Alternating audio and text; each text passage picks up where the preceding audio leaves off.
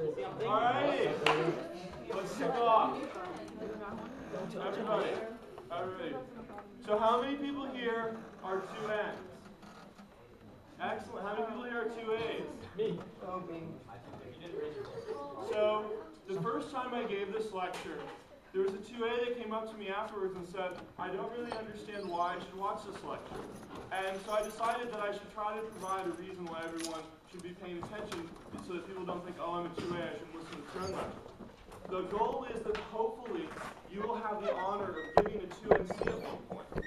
I'm kidding. 2As are people too. And the reason is, in order to win affirmative debates, you have to understand what the other side is thinking, how they're trying to move the debate forward, and what they're doing to try to change their arguments to win. So this lecture will cover two different pieces. It will first cover and trace what the 2N should be thinking throughout the debate, from the very beginning, from before the round even starts, up to the 2NR. And we're going to have tips and tricks along the way, the best ways to give a 2NC and the best way to give a 2NR. And hopefully at the end of this, you all will be experts, or at least will begin to think about seeing negative strategy through the eyes of the 2N. So, 2N, the essentials. It all starts at home. Whenever you're preparing a negative strategy, you need to think to yourself, who are the teams that you're most likely to debate at the next tournament? What affirmatives do they run? What is going to be our strategy against them? If you go to a tournament without thinking through that your negative strategy to every team that you might possibly debate, then you're flying blind. Because I guarantee you, I don't know how the computer does it, but it seems like every time you don't prepare a strategy for a particular team, they're going to be the team that you're debating round one when you're negative. So you have to be prepared.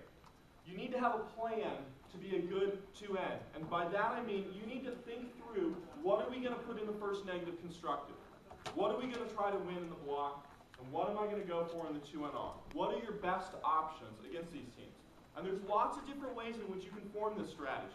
You can start by going through and looking on the high school wikis or emailing teams and saying, we saw you debated this team before. What arguments did they make in the debate? What arguments did they make in the second affirmative rebuttal? This will give you a good idea as how you can craft your strategy before the debate so that you're already ahead of them. You know what they're going to say. And affirmatives that are slow-moving targets, they get hit first. You need to own your own strategies.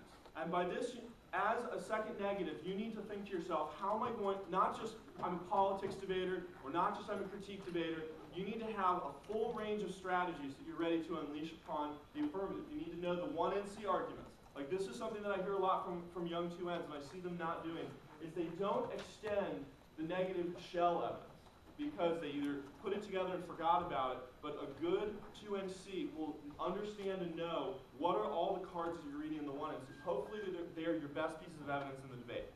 So knowing your evidence, knowing your strategy, and preparing before the tournament is the difference between winning that big negative debate and losing it.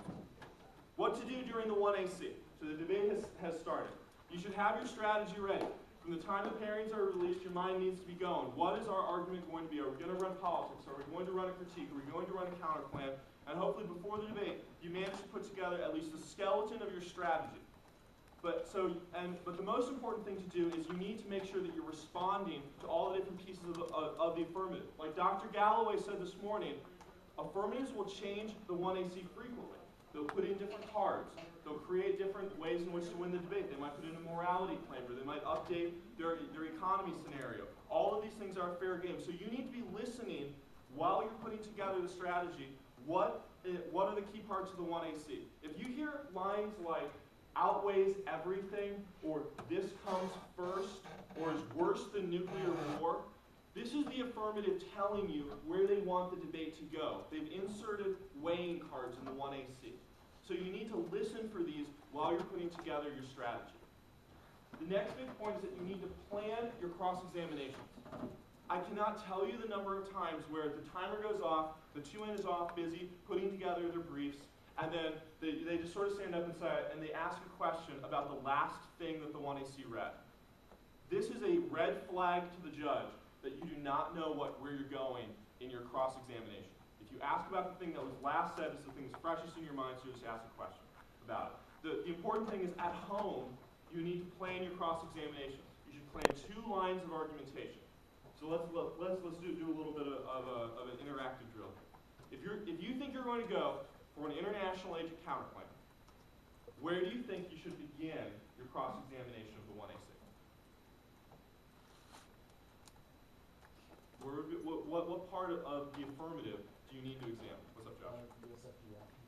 So, what do you mean USFG action? Like, why only Mexico and Canada? Exactly. So, the affirmative card that says the United States is critical to do the plan, you can start your cross-examination knowing what you're going to say in the 1NC.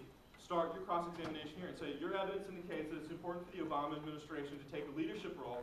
Why is it necessary for the Obama administration to take a leadership role? This is very similar to the 1AC that we have in the camp packet.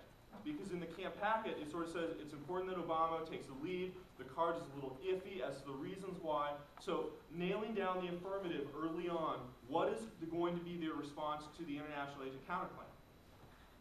So you need to plan different lines of argumentation. Don't just sort of stand up there and ask the first thing that comes to mind. The next thing, and this isn't going to be a constant theme throughout the second negative lecture, start visualizing the 2AR. You listen to the 2A the 2A lecture is coming, but you listen to the affirmative lecture where Ross said you start planning the 2AR in the 1AC. You start beginning by constructing the last speech and then you work your way back. Well, the 1AC will tell you where the affirmative wants the debate to go. If they have a lot of critique preempts at the bottom, you can tell these are the critique cards that they're very familiar with. If they have a lot of disad preempts saying that NASA's budget is increasing, you know that this is going to be one of their main strategies against spending disadvantages, or you know that the affirmative will say things like outweighs everything, or try or die in the 1AC. All of these are flags for what the second affirmative wants to go for in the last rebuttal. So a good 2N will realize this is the direction that the affirmative wants to go, and you'll start thinking, how can I use my strategy? How can I use my counterclaim? How can I use the disadvantage in order to head this off? During the first affirmative cross-check, so we sort of went over this. Set up your arguments, but don't ask the final question. So you'll hear a lot of people say, okay, so your evidence indicates that Obama needs to take a leadership role. And the affirmative will give a response, and they'll say, well, this evidence doesn't really indicate why, does it? And the affirmative will say something. And I've seen so many second negatives jump to the conclusion and say, so this means that Europe can solve just as well. And then the app is, of course, going to say no, because they're not going to say your counterclaim solves as well as you. Instead, you just sort of, my coach used to say, you just sort of collect arguments. You'd never put them together in the cross-sects, but you just collect arguments. So what you do is you begin by asking a series of questions, you interrogate the evidence. This is important. You focus on the evidence in question.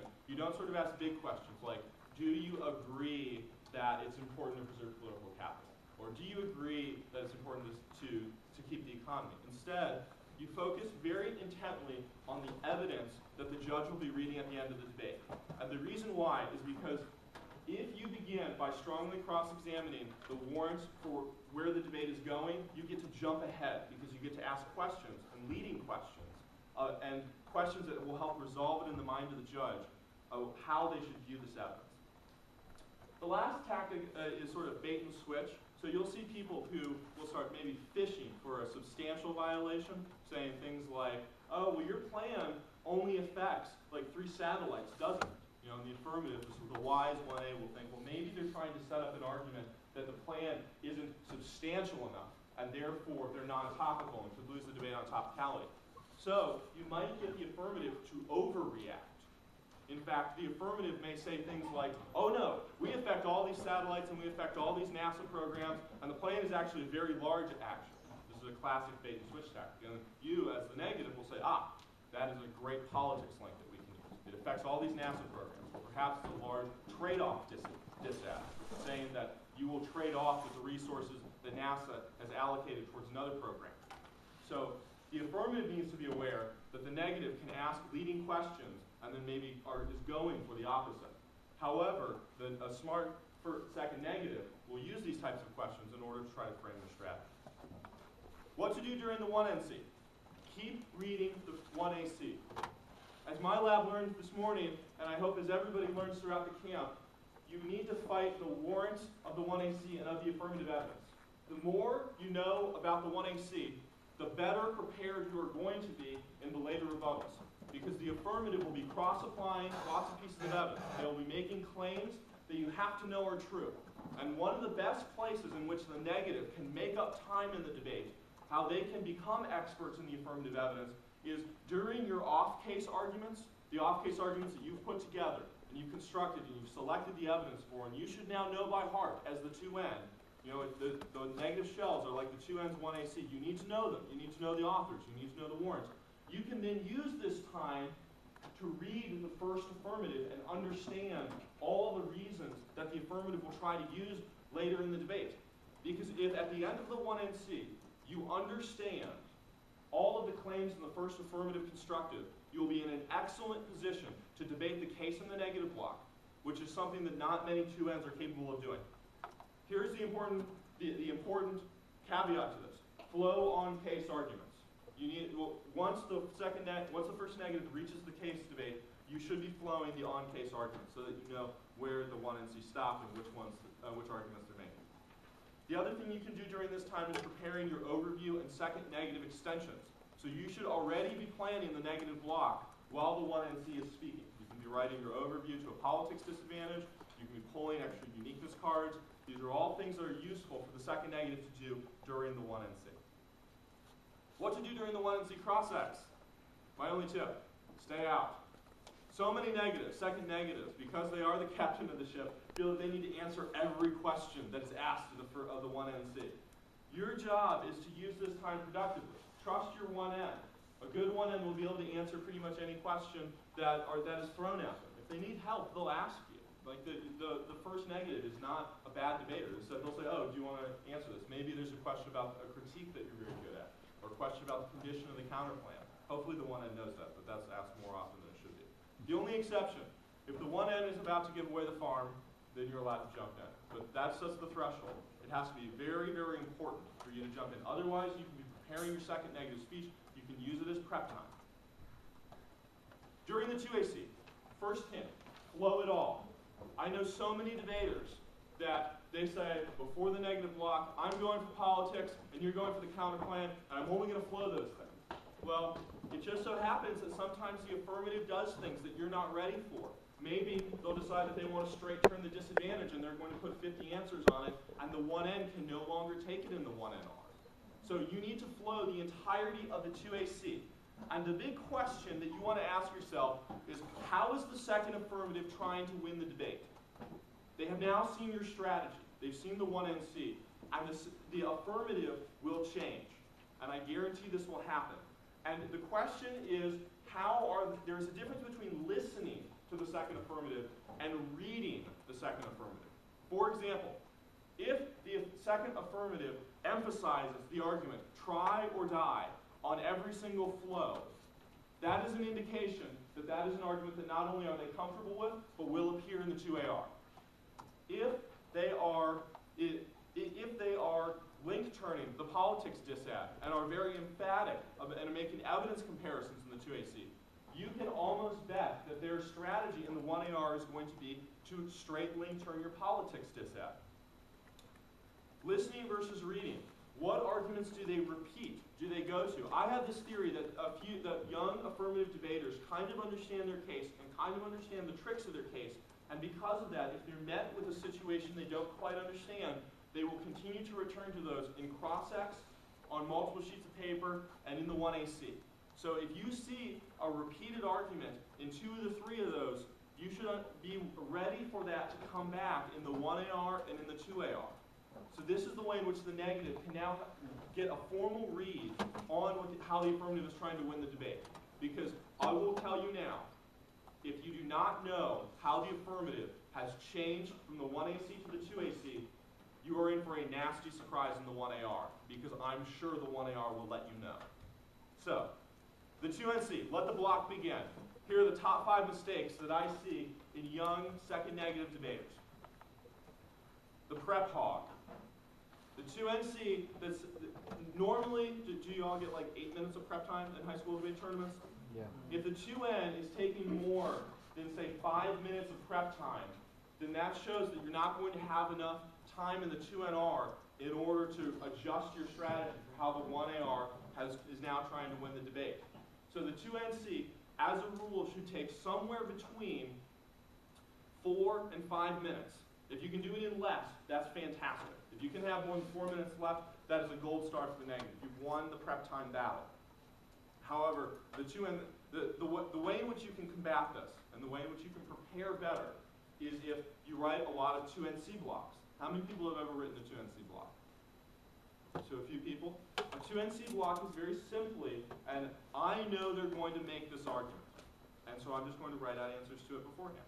So let's say that you're debating a team that you know always link turns the politics dissent, and you know they're going to say the plan is popular with Democrats in Congress.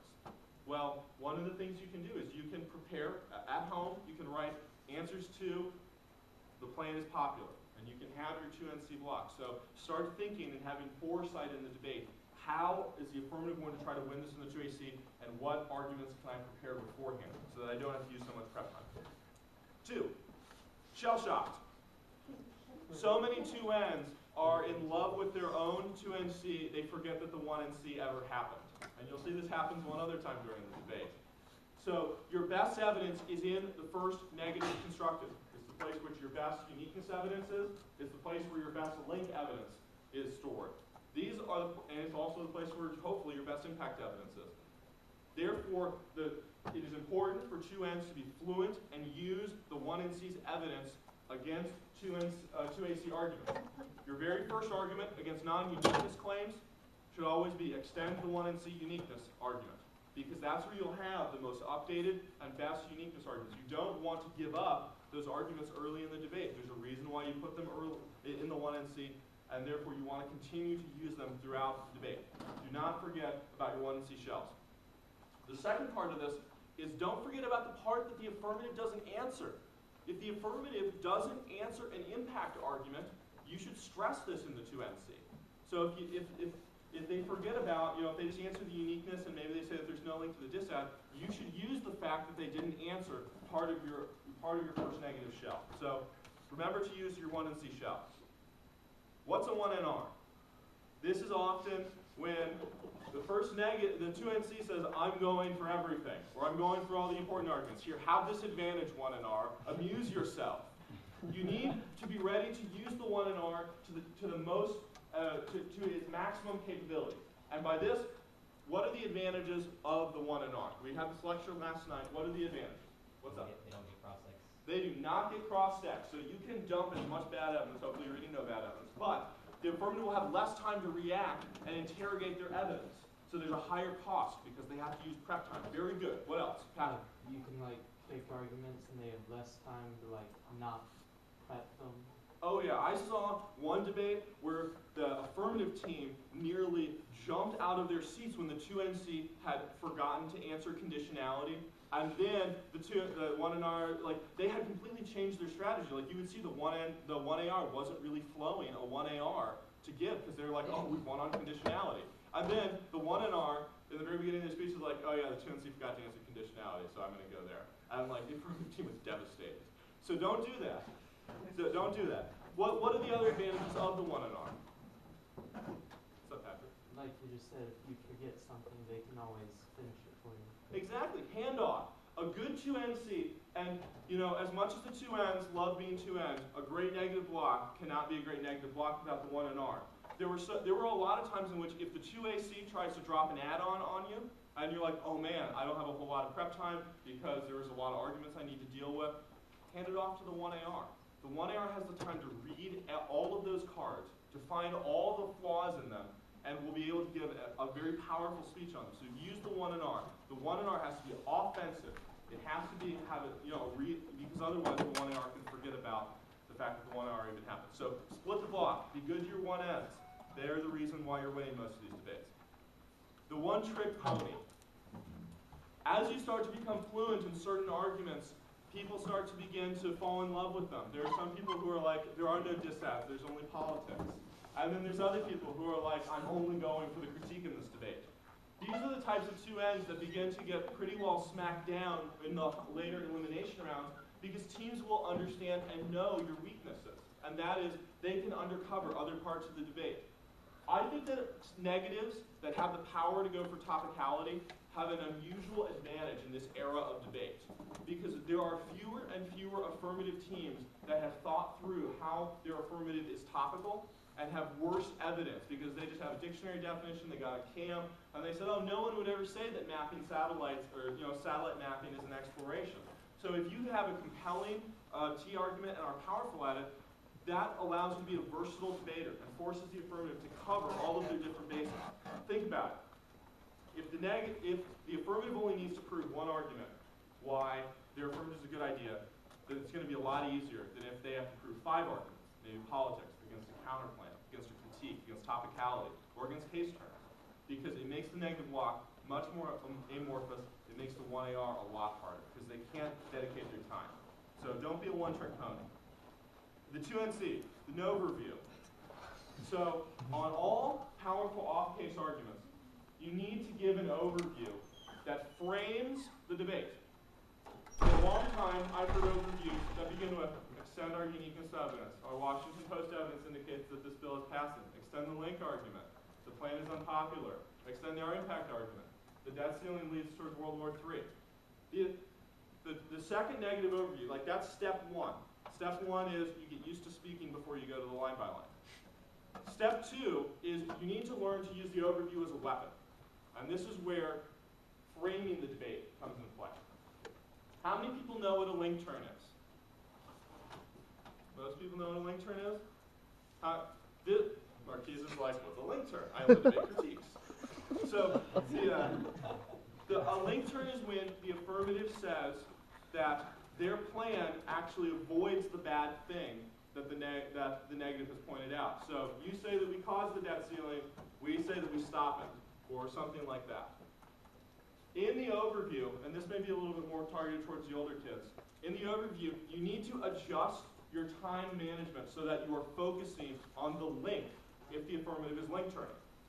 So, because this is going to be the relevant point of contention later in the debate, is the link versus the link turn. So if the affirmative is link turning and saying the Democrats in Congress really like the plan because they sent a letter to President Obama, versus the link turn, which says that the Republicans really don't like it, your overview should be positioned to try to resolve this argument as who is more important, who cares more. So if it's an impact turn debate, it should be the opposite. It should be, instead of talking all about the link argument, you should talk about the impact argument. If they impact turn and say the debt ceiling, raising it is bad, and you say no, the debt ceiling is good, it is all about resolving that central claim. Is it good or bad? And that's how you should use your overview. Don't just stand up there and give your generic overview that you wrote before the tournament, because you're wasting your time. Every round, the overview is different and should be used as a weapon and not used as a time when the 2NC reintroduces the negative shell to the judge. Keys to a good 2NC. The big block. So the 3-2-2 is a very effective use of a 2NC, learning to extend an argument in 3 minutes. So the idea is to extend a politics disout or a counterplan in 3 minutes, and then be able to pick up a case advantage and extend it in 2. So the 2NC that spends like 7 minutes on a politics disadvantage is going to be behind the game, because the affirmative will know that they probably have to go for the politics disadvantage. So the first thing you should do as a 2N is try to have a big block. Try to have multiple different options coming out of the 2NC. And the way in which you do this is you learn to efficiently extend a few positions and don't just rely upon 1 or 2 off-case arguments. The first key to victory, have a big block. Well, the way in which you do this, coincidentally, is that you have a lot of 2NC blocks, and you also are able to listen to the second affirmative evidence, so you know which arguments you have to worry about and which ones are just time wasters. 2, readers beat talkers.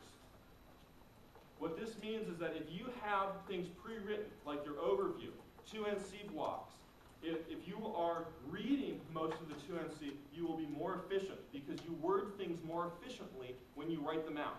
So the goal is to, instead of on your flow, if you have to make an analytical argument, instead of making like 2 words, you should try to write out 3 or 4 or 5 words, so that way it more easily comes to mind. You shouldn't rely upon only a few pieces of chicken scratch that we all have on our flows to try to prompt your memory when you're going 500 words a minute. So you want to try to read most of your 2NC. You want to try to prepare most of it. Most of this begins before the 2NC even begins. 3, resolve critical claims. And by doing this, you compare evidence. There's 2 forms of argumentation in the block. The first one is where you are just merely lining up evidence next to each other. They say non-unique, we're going to answer with our uniqueness arguments. They say the debt ceiling is not passing, here's 5 cards saying that it will pass. That's step 1. That's step 1 of being a good 2N, is being able to line up the evidence next to each other, reinforce your disadvantage. The next step of being a great 2N is saying why these arguments matter and why your evidence is better. So for example, they might read a card that says 3 senators indicated that they might not vote for the debt ceiling. If you're reading cards saying how most of the Congress wants to do this and that they're just waiting for a few more concessions, then you can compare the quality of evidence and resolve this question in the mind of the judge. Don't just hope that the judge reads your evidence the way you do. Instead, you should compare the pieces of evidence in the negative block. You have the luxury of time. The 1AR does not. So when you make these comparative claims in the debate, it makes it a lot harder for the 1AR to answer them. So you should use your time advantage and emphasize certain important parts of the debate. This is one of the most important parts of the negative block. It should be ev-intensive. Good negative blocks introduce lots of new pieces of evidence into the debate. Do not just rely upon the 1NC. Instead, you should have pre-blocked, before the debate even begins, 4 or 5 extensions for each piece of evidence that you read in the 1NC. You should have extensions that not only repeat and reinforce the claims that you were making, but also provide new complexity to it. For example, if you're reading a spending disadvantage that says the plan will spend enormous amounts of money and because of that will hurt the U.S. economy, that's one link argument. You might also make it more complex and add new link riders and say, perhaps the plan will cause Obama to have to accept other large spending measures, or will send the green light, that is, open season, to spend in Congress. And therefore, you've introduced a second link argument into the debate. Don't only rely upon the first claims that you make, you also need to introduce new claims and new arguments in order to make the disadvantage harder for the 1AR to deal with. The negative block that stays the same as the 1NC gets killed by the 1AR. So you need to add new complexities. Kick it down. So as Dr. Galloway talked a little bit about this morning, the negative block needs to kick arguments. Now, this is where my lab comes in. We did a little bit of a kicking drill earlier. If someone is link turning, all right, this is a question for my lab. If they're link turning, what kind of arguments do we look for in order to get out of that disadvantage? What's up, Caroline? No impact. We look for no impact arguments. Why is that?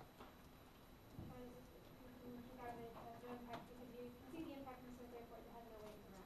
Exactly. So if the affirmative is trying to link turn, if they're trying to turn around and say, we avoid that, the negative can say, oh, well, we're just going to concede it doesn't matter. So whether or not the debt ceiling increases or decreases, if there's no impact to it, it really doesn't matter all that much. What about if there's an impact turn? Or wait, or a link turn? Then what do we look for? We just did link turn? All right. What about the impact turn? No link. No link. So the mental rubric in your mind should be, if the affirmative is trying to link turn and say they avoid the impact that we introduced, we look for an impact. If the affirmative is impact turning, we look for a link takeout. So these two things are related. You should probably talk about it a little bit in lab, but the negative block needs to be smaller than the 1NC. You need to, the ideal negative is to begin with a large set of arguments and to kick down a few of them in the negative block to get a time trade-off. The 2AC had to answer 8 minutes of the 1NC, but if we only have to answer 6 minutes of the 2AC, then we've made 2 minutes of the 2AC irrelevant. We've now gained an advantage. So now you can use your 13 minutes against maybe 6 minutes, or against maybe 5 minutes, or against 2 ACs that misallocate their time, maybe you can get it down to 4 minutes. And then your advantage becomes enormous in the negative block. 6, multiple strategies. you need to make sure that what you're extending will jive, or you need to make sure that you have multiple different ways to beat the affirmative. You don't only want to extend one disadvantage and attack the case. Instead, you need to make sure that maybe you have two disadvantages, or a disadd and a counterclaim, or even for maybe the more advanced, a disadd, a counterclaim, and a critique. So that way the 2NR has multiple different ways to attack the case. Because if it comes down to that the 2NR only has one way to win the debate, the 1AR will spend all of their time on that one way to win the debate. So the goal is to have multiple different ways to win the debate so that the 1AR has to spend time on all three, on the multiple ways. So if there's two ways to win the debate, you might be able to make half of the 1AR irrelevant. If there's three ways to win the debate, you can probably make 2/3 of the 1AR relevant, hopefully, depending upon how interrelated the strategies are. All right, back to the debate. During the 1NR, don't tip your hand. 2Ns love to ignore the 1NR, and they love to be reading their own cards during the 1NR. This is not a good practice to be in,